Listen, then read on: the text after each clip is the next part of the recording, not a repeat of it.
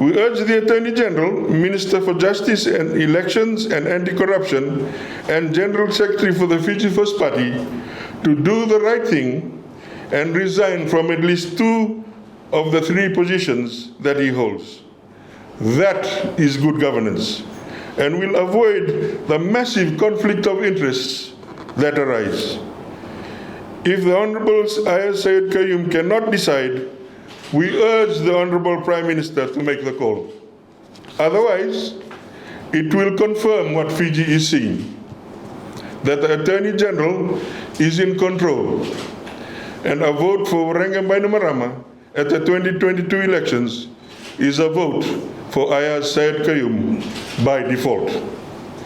Ladies and gentlemen, let it be known that we at the People's Alliance are determined to end the FijiFirst government's bullying and call out the pretense that all parties contesting this election are doing so on a level playing field. Today, the party has just delivered a letter to the Supervisor of Elections documenting these massive vote-buying practices of this FijiFirst government. Millions of taxpayer funds, money that each of us pays as taxes, are being used to bankroll the FijiFirst Party's electoral campaign under the veneer of normal government business. In our letter of complaint, we submitted a dossier of evidence that supports our official complaint against the FijiFirst Party for the blatant and gross breach of various sections of the Electoral Act, as well as Section 2022(3) of the Political Parties Registration, Conduct, Funding and Disclosures Act of 2013. The dossier of evidence, which you see there to your left in a movie form, includes a sample of 50 news articles, media releases, and videos that extensively document the blatant disregard for electoral rules displayed in the actions of the government ministers who travel up and down the countryside donating items that have either been purchased using donor funds or taxpayer funds. A snapshot of the dossier is what you see on the screen. In one particular instance, Fijians living in a particular community were told to prepare things like drums of kerosene, bales of cloth, as a token of appreciation to the minister, as if the money used by the ministers was their own. In front of me here is the dossier. Hopefully we can get copies to the media, and it's self-explanatory. You have things like cows being donated, sheep being donated, tractors being donated, all sorts of things being donated. The People's Alliance believes that in a deliberate, predetermined plan, the FijiFirst government has orchestrated this massive distribution of monies, gifts and material goods across the country since the start of the campaign period in April this year.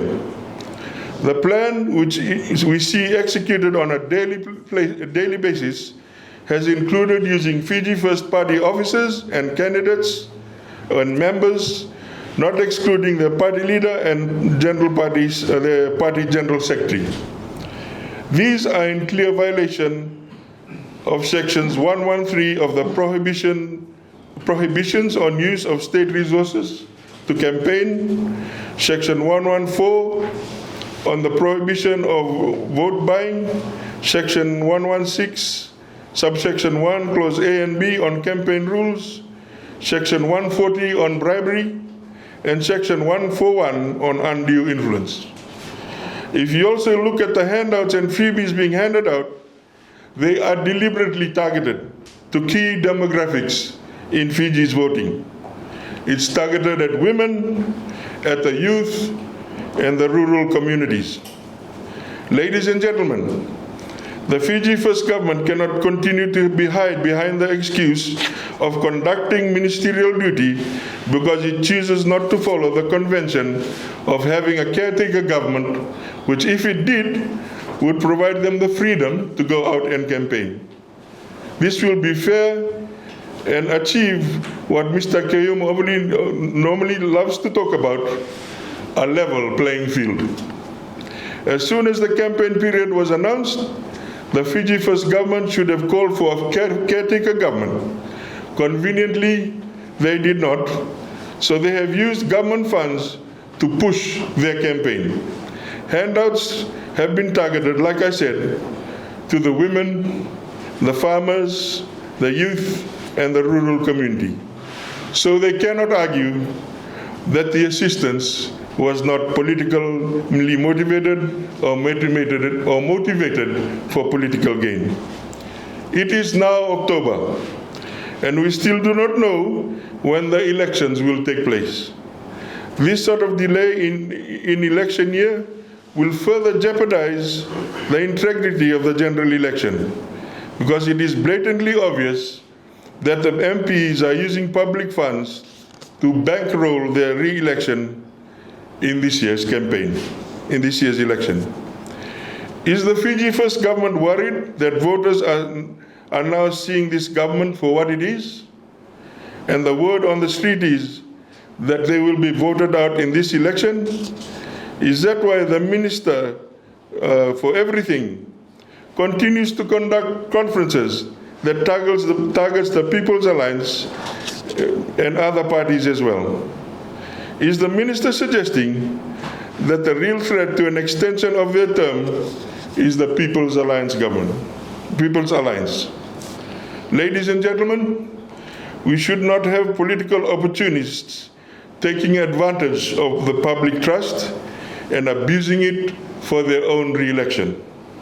Such leaders should be voted out 2 months from the end of the year and 97 days till the last possible day of holding the general elections, and we are still in the dark.